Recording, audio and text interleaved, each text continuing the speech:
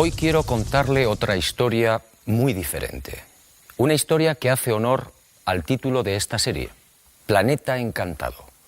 Una historia que discurre en dos escenarios tan distintos como distantes. Pero empecemos por el principio. Sígame. Lo que quiero mostrarle no le dejará indiferente.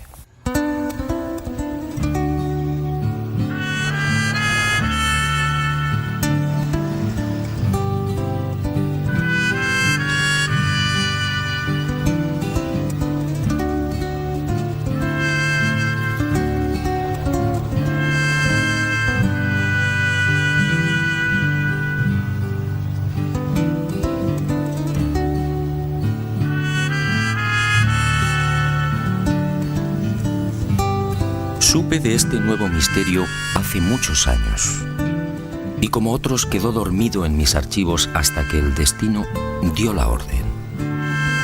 Hoy por fin ha llegado el momento.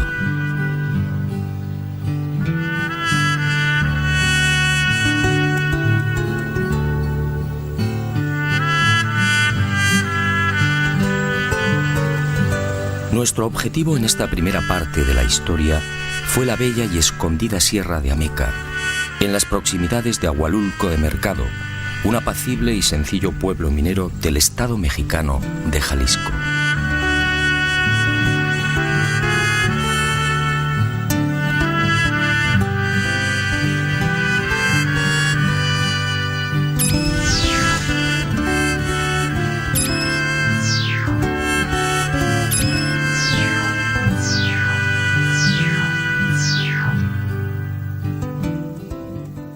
Desde allí, desde Ahualulco, lo abrupto del terreno y el atormentado perfil de los caminos nos obligó a ascender en caballerías.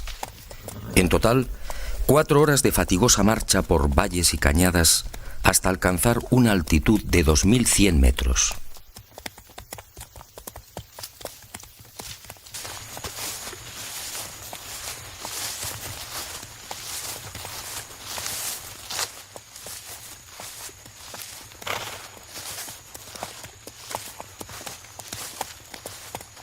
Pero el esfuerzo mereció la pena.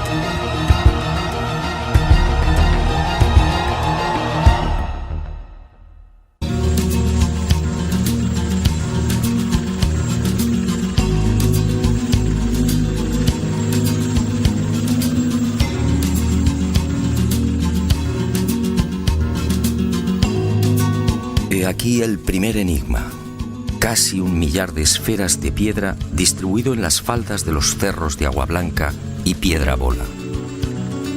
1000 esferas de arenisca y basalto finamente pulidas y con diámetros que oscilan entre 1 y 5 metros. Esferas de hasta 20 toneladas que nadie sabe cómo han llegado hasta aquí.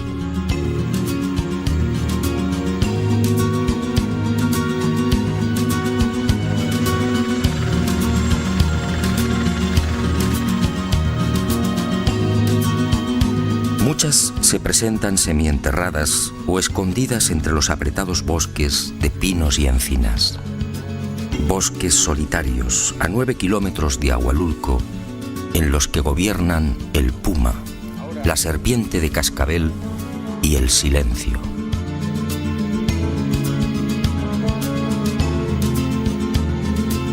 Evidentemente, el hecho de aparecer enterradas o semienterradas concede a estas esferas una notable antigüedad.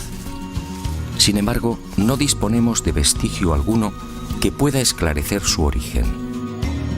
Las leyendas y restos arqueológicos de la cultura Teuchitlán, que habitó esta región hace 4000 años, no aportan datos específicos sobre los hipotéticos constructores o la finalidad de las mismas. Los siguientes asentamientos humanos, entre los que destaca el pueblo Kazkán, tampoco arrojan un mínimo de luz respecto a estas gigantescas esferas.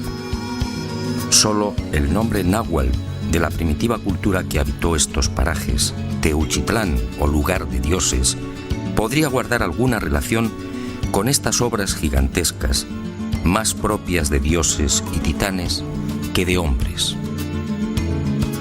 Pero obviamente esto solo es una suposición.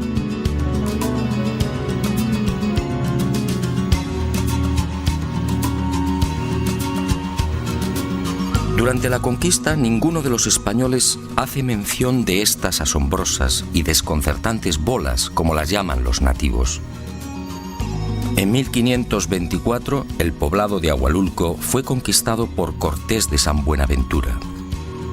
Pero las esferas no aparecen en las crónicas. Y aunque resulte extraño, tampoco Cristóbal de Oñate se refiere a ellas cuando en 1547 descubre las ricas minas de hierro, oro y plata de esta región. ¿Cómo llegaron estas inmensas moles hasta lo alto de las laderas a 1400 y 2000 metros de altitud?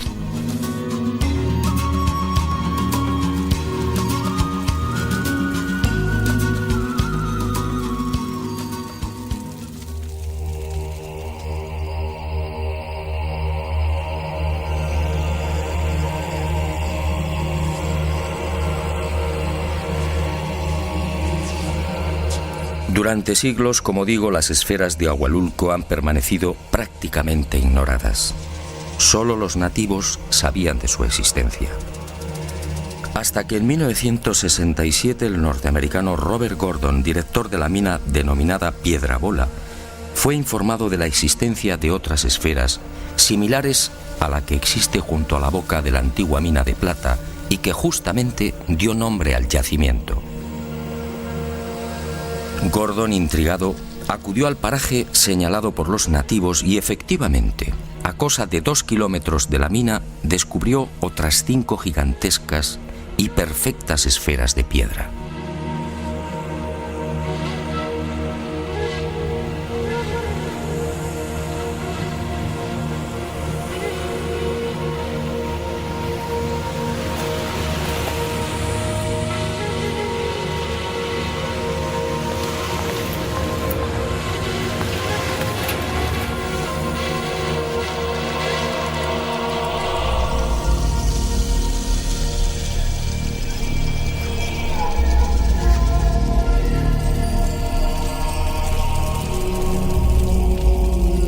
El hallazgo de Gordon fue el principio de una larga cadena de nuevos descubrimientos.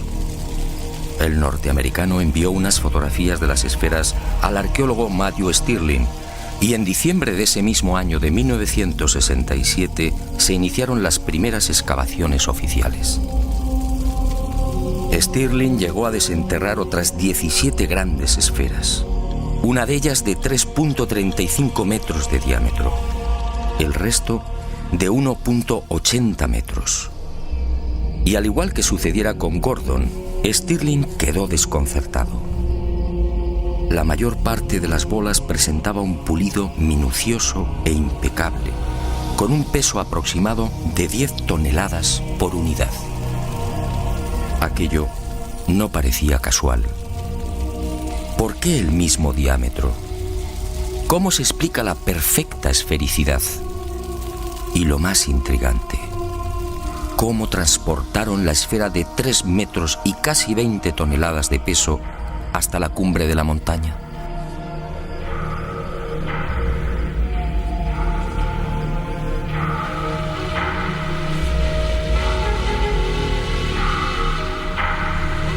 Tras estos hallazgos, el misterio de las esferas de la Sierra de Ameca se enredó mucho más. El lugar aparentemente jamás fue habitado. No se hallaron restos de cerámica ni tampoco utensilios que indicaran la existencia de asentamientos humanos. Por otra parte, la depurada técnica que hubiera demandado la elaboración de estas esferas y el no menos complejo transporte de las mismas hasta lo alto de cimas y laderas hizo sospechar a estos primeros científicos que se encontraban frente a un capricho de la naturaleza. El razonamiento era comprensible, pero ¿estaban en lo cierto? 3 meses después de los descubrimientos de Stirling, en marzo de 1968, otra expedición científica se acercó a estos parajes.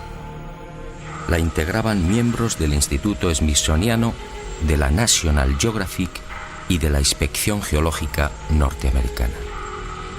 Y al frente como director el geólogo Robert Smith, también estadounidense. Tras examinar las bolas, la conclusión de Smith dejó perplejos a propios y extraños.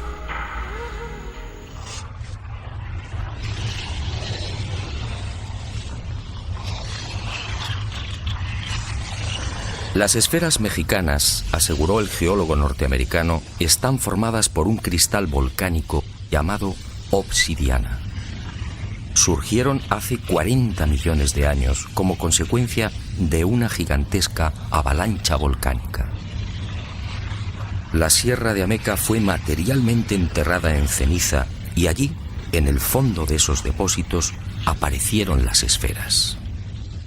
Según Smith, a temperaturas que oscilaron entre 540 y 760 grados Celsius, esas cenizas se fundieron, cristalizando por enfriamiento y progresando en frentes esféricos.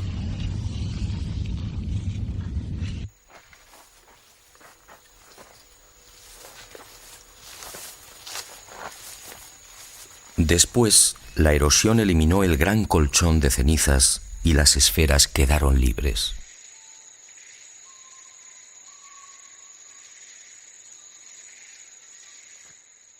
Y digo que el veredicto del geólogo norteamericano dejó perplejos a propios y extraños porque sencillamente no resolvía la totalidad del misterio. Para empezar, de las casi 1000 esferas que pueden contemplarse en la Sierra de Ameca, la casi totalidad está formada por arenisca, un material que nada tiene que ver con los volcanes. Solo un pequeño porcentaje está integrado por basalto. En cuanto a la obsidiana, ni rastro. ¿Qué ocurrió con estas moles? ¿También se formaron en el interior de la ceniza y en sucesivos frentes esféricos? Para la mayoría de los expertos en petrología, esta posibilidad es altamente dudosa. En cuanto al hecho incuestionable de la similitud en los diámetros de muchas de estas bolas, 1.80 metros, el señor Smith naturalmente guardó silencio. Ningún científico serio admite hoy que esta casualidad sea obra de la naturaleza. ¿O no fue una casualidad? A esta versión supuestamente científica se sumó después otra explicación aportada por algunos vulcanólogos. Para estos, las esferas de Ahualulco tienen un origen muy distinto al propiciado por Smith.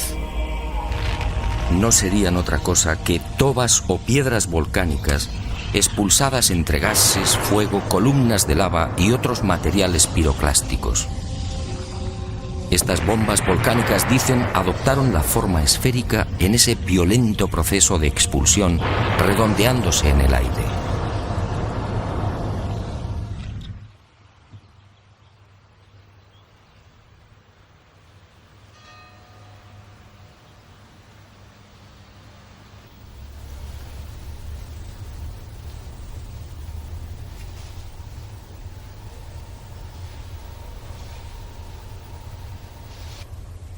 Estas bombas volcánicas no son exactamente esféricas, y es lógico y natural.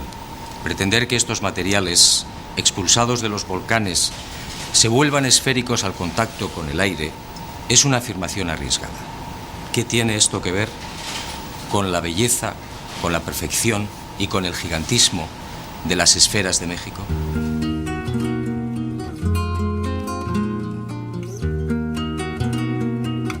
Las tobas volcánicas, además, son rocas ligeras, de consistencia porosa y formadas por la acumulación de cenizas y otros elementos volcánicos muy pequeños. ¿Qué tiene esto que ver con las masas pétreas de 10 y 20 toneladas de la Sierra de Ameca? Incluso aceptando la remota posibilidad de que estas bombas volcánicas se vuelvan esféricas al contacto con el aire, ¿en qué cabeza cabe que puedan conservar la esfericidad al chocar con un manto de lava o de ceniza? Definitivamente las explicaciones de geólogos y vulcanólogos no son consistentes. Algo falla.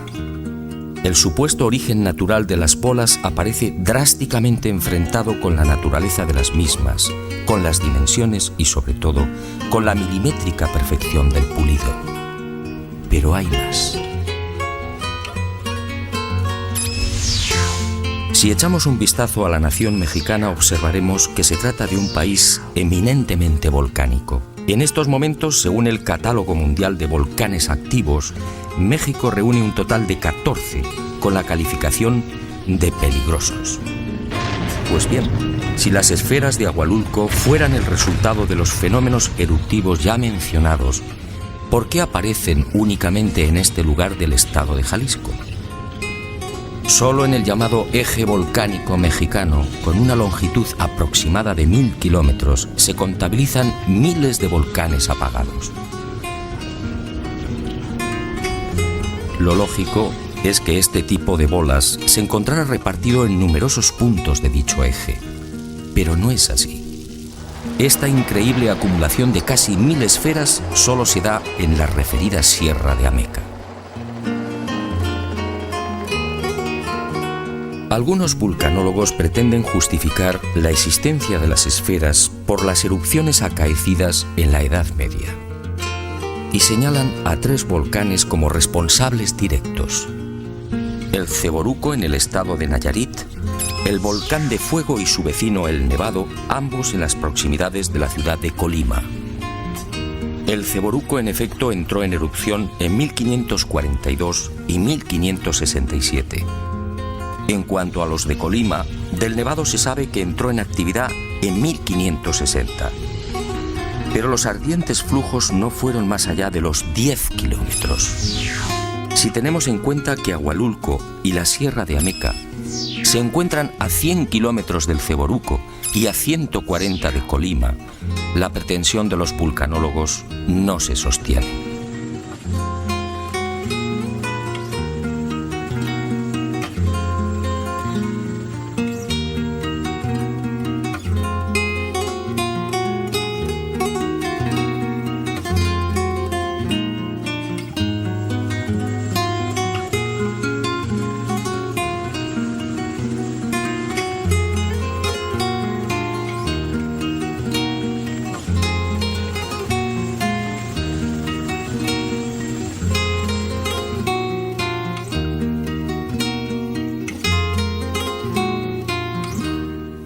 Efectivamente, estoy de acuerdo con usted. Después de recorrer la Sierra de Ameca y contemplar estas esferas, cuesta trabajo imaginar que semejantes moles son un capricho de la naturaleza. La periodista mexicana Virginia Sendel escribe, y con razón, son demasiado perfectas, demasiado bellas. Los científicos, una vez más, han intentado descafeinar la realidad, pero la historia no ha terminado. Sígame, estoy seguro que lo que queda por ver le sorprenderá de nuevo.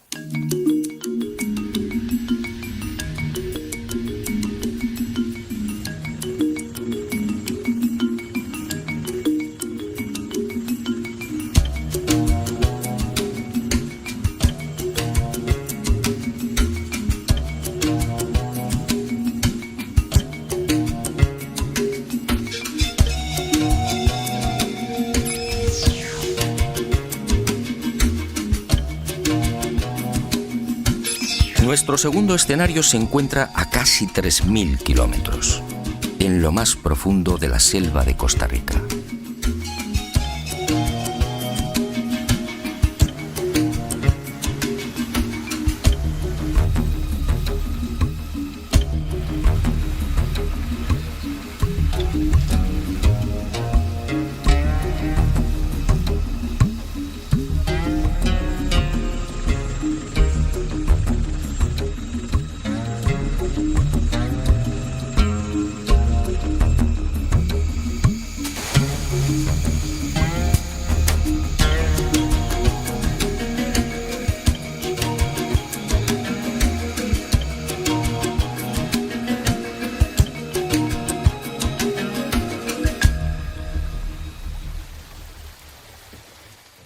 Parece mágico, pero aquí en plena jungla, al sur de Costa Rica, nos aguarda una segunda parte del oscuro enigma de las esferas de piedra.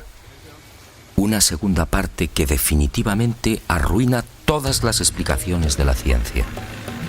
Una segunda parte que eleva el misterio a su máxima expresión.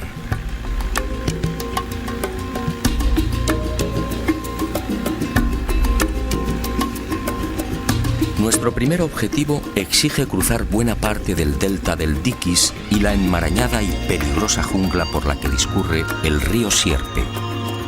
Una jungla pantanosa, infectada de caimanes, serpientes y, lo que es peor, de mortíferas nubes de mosquitos.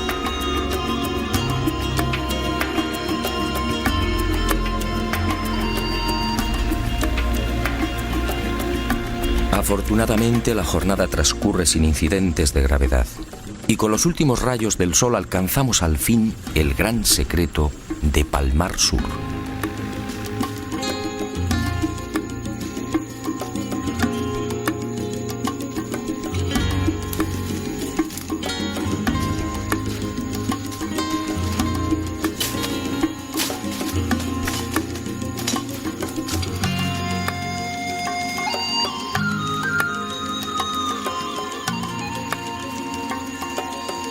Decenas de esferas de piedra prácticamente gemelas a las de Ahualulco. Esferas igualmente perfectas, al aire libre o semienterradas en cientos de kilómetros cuadrados. Esferas de un pulido exquisito, casi imposible.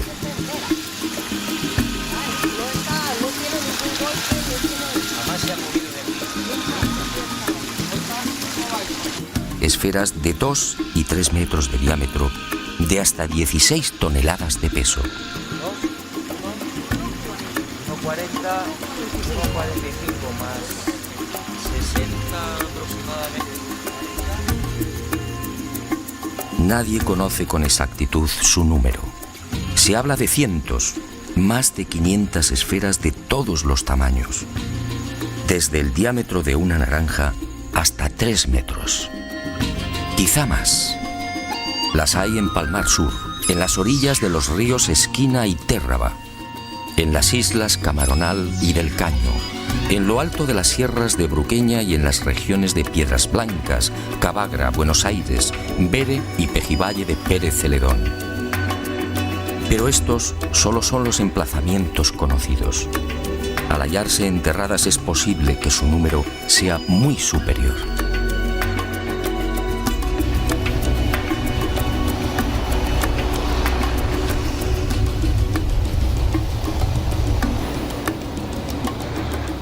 Como en el caso de México, los nativos conocían su existencia desde mucho antes de la llegada de los conquistadores españoles.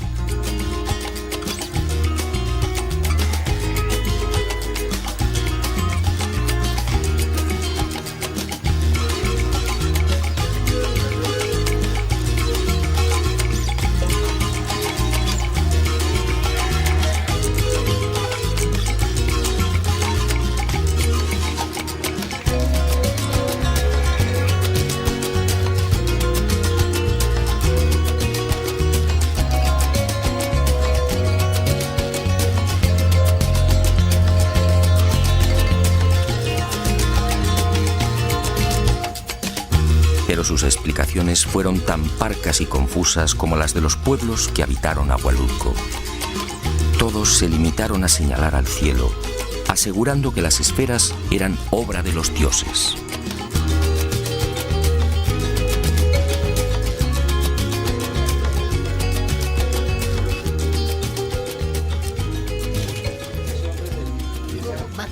Bakakiri, cacta, cuando van a catar a Nietzsche, va a grabar shasta, bakakta, batapta. Porque eso son una piedra pesadísimo. Donde vivían esas piedras nadie lo levantaba. Yo conocí una piedra. Ahí en ese talobre, pequeña, y que era de 12 años seguro que yo estaba. Alrededor, los antiguos moros, eso lo adornaron con figuritas de toda clase de animalitos así alrededor, de todo color. Y debajo de ese dejaban el oro ahí enterrado. Pero dicen que cuando levantaron esa bola que está en Palmar, debajo encontraron bastante tesoro. Pero esa fue la compañía que dispuso de eso.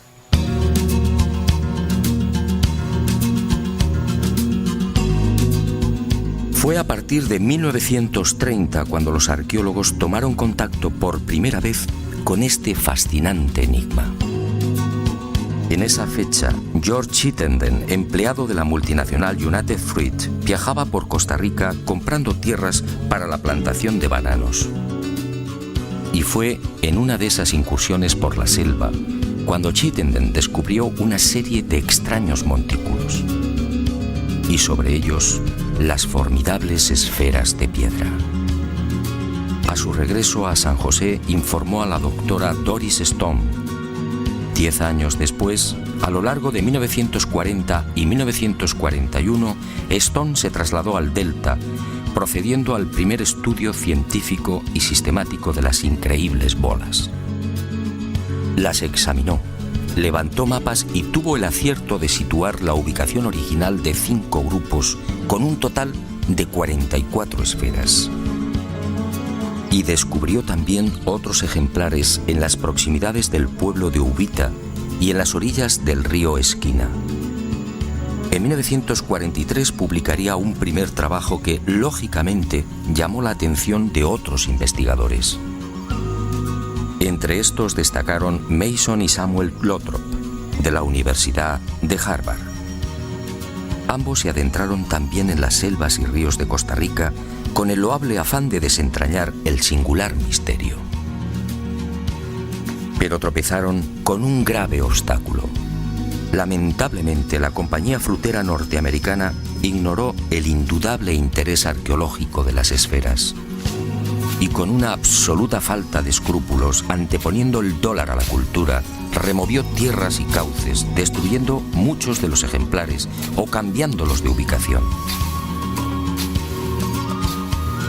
Para colmo de males, otras esferas fueron igualmente removidas de sus emplazamientos originales y trasladadas a cientos de kilómetros. Y hoy adornan casas y jardines particulares, así como parques públicos, bancos y edificios oficiales.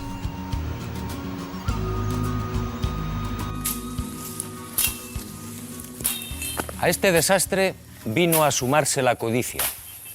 Al igual que sucediera en el municipio mexicano de Agualulco, el descubrimiento de las esferas de Costa Rica terminó provocando el nacimiento de un rumor tan absurdo como lamentable. En el interior, dice la creencia popular, se esconden grandes cantidades de oro y piedras preciosas. Y muchas de ellas, como esta, fueron quebradas o dinamitadas.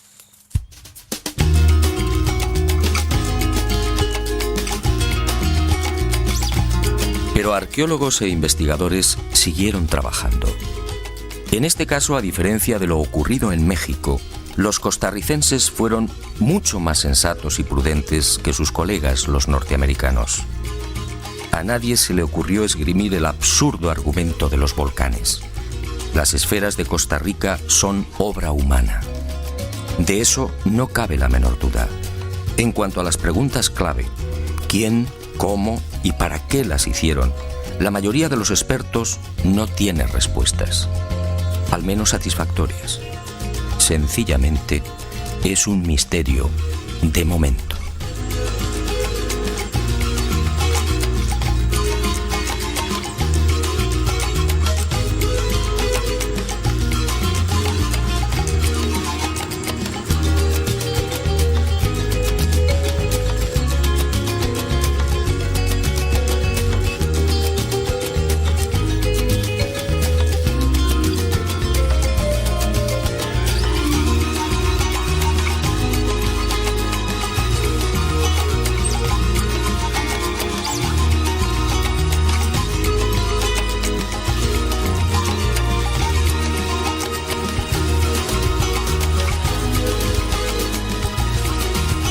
Y el misterio de las esferas se complica un poco más cuando uno desembarca en la paradisíaca isla del Caño, al oeste de Costa Rica. Una reserva biológica situada a 16 kilómetros del continente.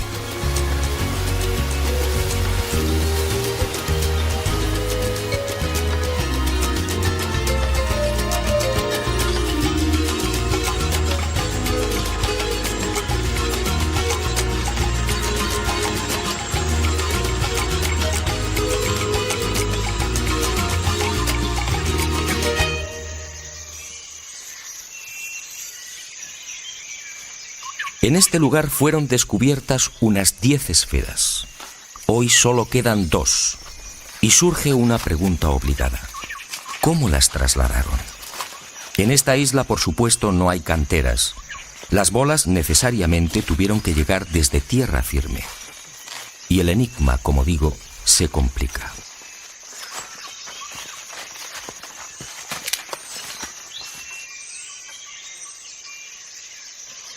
Según los especialistas, para labrar una bola de 1 metro de diámetro, sería preciso un bloque de 9 toneladas.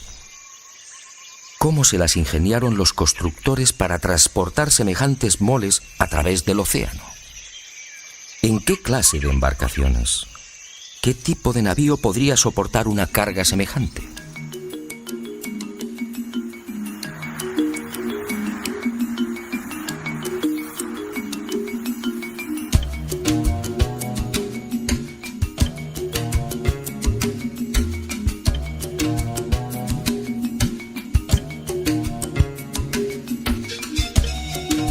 Y otro tanto sucede con la mayoría de los lugares de tierra firme donde aparecen las esferas. En la jungla, por ejemplo, tampoco hay canteras. Para encontrar los necesarios depósitos de granito es preciso viajar al norte, a la sierra, es decir, a cientos de kilómetros. Y no hay más remedio que repetir las preguntas. ¿Cómo salvaron los ríos? ¿Cómo se las ingeniaron para atravesar valles, pantanos y colinas?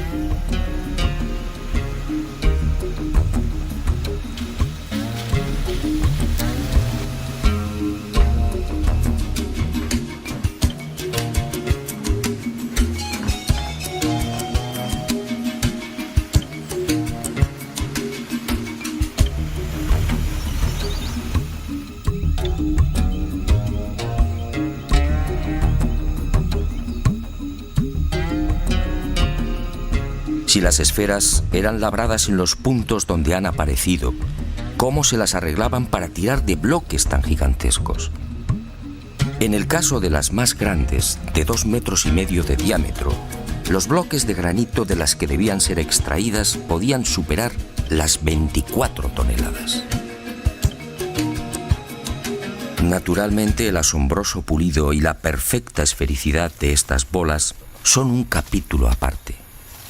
En este lugar, a más de 100 kilómetros de las canteras, pudimos hallar otros 5 ejemplares. Lamentablemente también habían sido removidos de su emplazamiento original.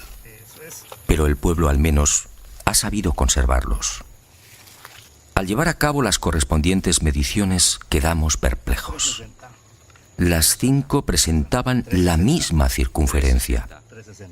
3,6 metros con una variación en los radios de apenas 1 milímetro. Esta increíble precisión hace pensar a los expertos que los desconocidos constructores tuvieron que utilizar algún tipo de instrumental. ¿Pero cuál? Hoy, con el auxilio de las computadoras, difícilmente lograríamos una perfección semejante. En cuanto al pulido, de nuevo el asombro y el silencio. Curiosamente, cuanto más grande es la esfera, más cuidada es la terminación. Un acabado que casi brilla como un espejo. ¿Cómo lo lograron? Misterio. También la hipotética fecha de la construcción de las esferas aparece envuelta en la duda. Al tratarse de granito y caliza, los procedimientos de datación por carbono 14 no son viables. Y los arqueólogos han recurrido al llamado sistema de asociación. En otras palabras, estimar la edad de la esfera basándose en la antigüedad de la cerámica y demás restos orgánicos encontrados al pie de la bola. Esto obviamente resulta arriesgado. Siguiendo esta fórmula de datación relativa, bastante dudosa a mi entender, algunos expertos han establecido la antigüedad en 1600 años. Otros las consideran más jóvenes, fijando el momento de la fabricación en el siglo XVI. Esta última hipótesis tropieza con un serio inconveniente. Si las esferas fueron talladas en el siglo XVI, ¿por qué no son citadas por los cronistas de la época? De haber sido testigos de su fabricación, hombres como Vázquez de Coronado, Gil González Dávila o Perafán de Rivera lo hubieran mencionado.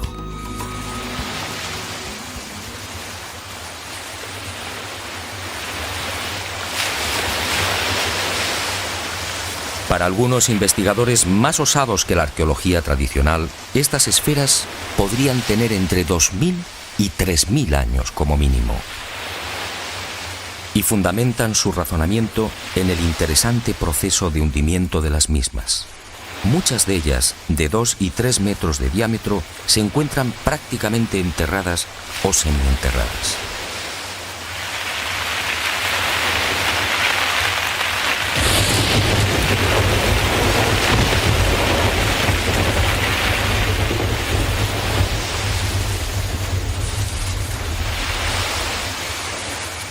Basta un sencillo cálculo para estimar el tiempo que han necesitado para ser tragadas por el terreno.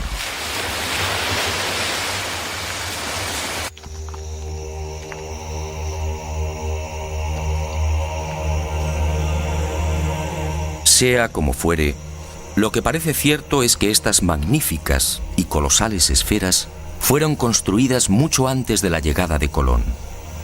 ¿Pero para qué? ¿Cuál pudo ser su finalidad? Sobre este importante capítulo, la disparidad de criterios es todavía mayor.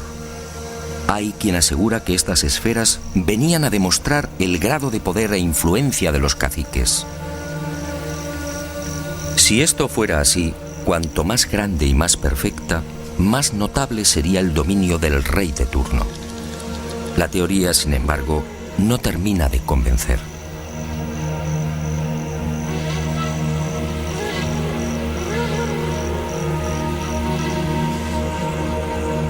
Otros las asocian a enterramientos, quizá como un elemento de culto. Y aunque se sabe de algunas muy pequeñas que han sido halladas en tumbas junto a objetos de cerámica y joyas de oro, la hipótesis no resulta muy sólida. De las 500 bolas que han sido localizadas hasta el momento, ninguna aparece sobre una necrópolis.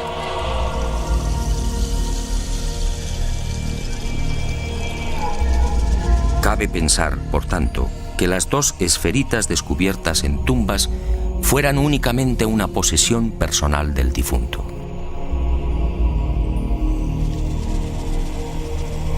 Para el profesor Lothrop, el hecho de aparecer en grupos podría insinuar una serie de conocimientos astronómicos por parte de los constructores. La doctora Stone, como se recordará, descubrió un grupo con un total de 44 bolas. También en las proximidades de Piedras Blancas se hallaron otras 15 esferas perfectamente alineadas. ¿Se trata de mapas celestes? ¿Indican la posición de las estrellas? Hasta hoy, que yo sepa, nadie ha profundizado en esta sugerente posibilidad.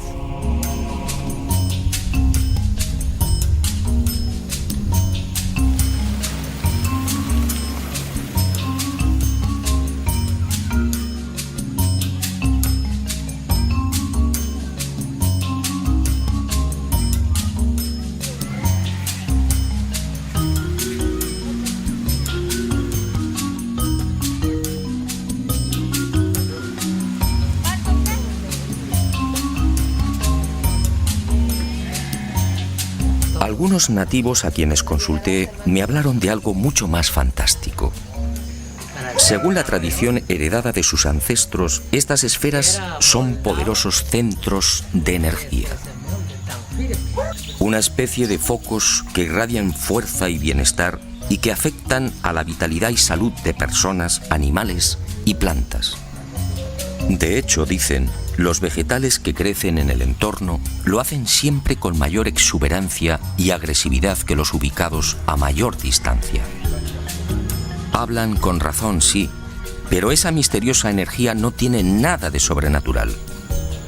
Los materiales que forman las esferas, en especial el gabbro y la granodiorita, contienen un elevado índice de magnetita. Y es justamente esta mena esencial del hierro la que atrae los metales y despliega la supuestamente fantástica energía benéfica. Y en este laberinto de posibles explicaciones nació también otra hipótesis contemplada con escepticismo por la ciencia oficial. Basándose en los planos levantados por Stone y Lothrop, el reconocido sociólogo Ivar Zapp asegura que las alineaciones de esferas son en realidad una biblioteca náutica, es decir, la señalización de rumbos marinos. Tomando uno de estos mapas, Ivar verificó que 2 de las esferas apuntan hacia los rumbos 19 y 199 grados respectivamente. Este último pasa sobre la isla del Coco en Costa Rica, el archipiélago de las Galápagos y finalmente desemboca en la isla de Pascua. Al someter el citado rumbo a la computadora de vuelo de un avión, el ingeniero comprobó con asombro la impecable exactitud del destino nacido de ambas esferas. En un trayecto de 7.000 kilómetros, el desvío de un supuesto navegante que hubiera seguido esa alineación habría sido de apenas 70 kilómetros. Por su parte, la alineación con la tercera esfera señala directamente a Grecia y Asia Menor. ¿Casualidad? ¿Qué hay de cierto en la hipótesis de Ivar Zapp? Los científicos, con razón, desconfiaron del hallazgo de Zapp. La mayor parte de las esferas, como fue dicho, ha sido removida. Esto hace poco menos que imposible la constatación de los supuestos rumbos marinos. En cuanto a la sorprendente alineación que une Costa Rica con la isla de Pascua, el asunto tampoco mereció mayor consideración por parte de la ciencia. La verdad es que la proximidad de 2 o 3 esferas puede sugerir infinitos rumbos. Y otra por aquí. Hay una aquí y...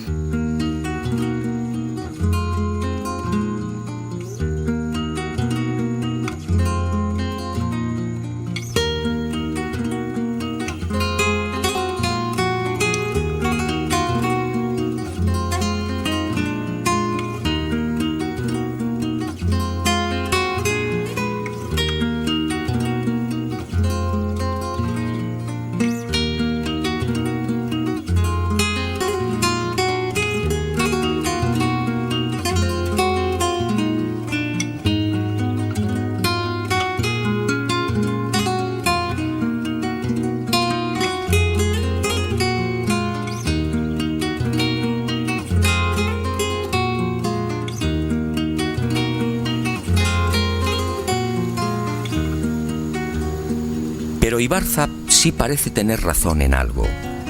Para el estoniano afincado en San José, las esferas son la viva manifestación de una cultura de expertos navegantes afincada en la Costa Rica que mira al Pacífico Sur. Una cultura precolombina de la que apenas queda constancia y que fue mencionada por Cristóbal Colón en su último gran viaje entre los años 1502 y 1504, los Tiguares.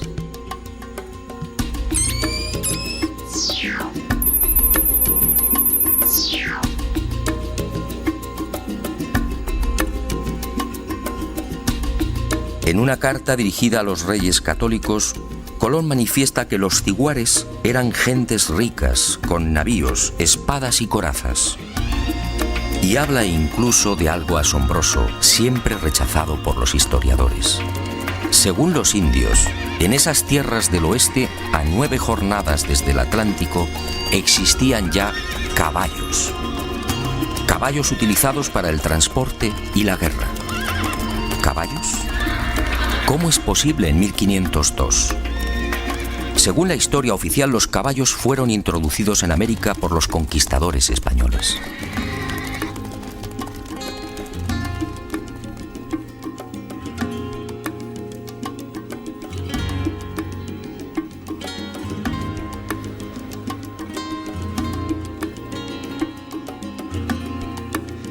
¿Navíos? ¿Corazas y espadas? ¿Caballos? ¿Quiénes eran los diguares? ¿Fueron los constructores de las perfectas y gigantescas esferas de piedra?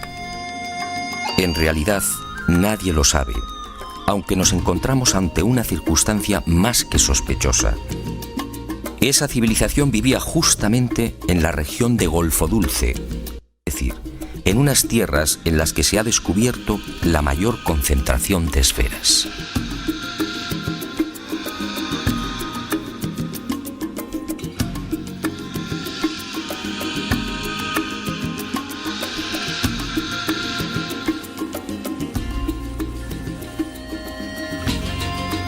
En este sentido, la arqueología oficial de Costa Rica parece estar de acuerdo.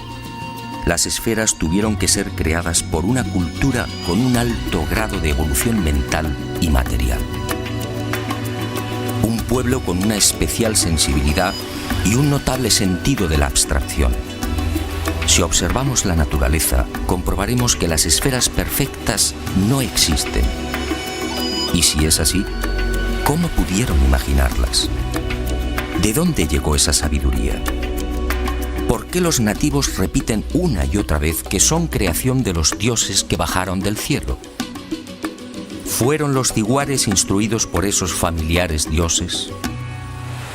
Como puede ver, el misterio de las esferas de México y Costa Rica sigue en pie. Y me alegro.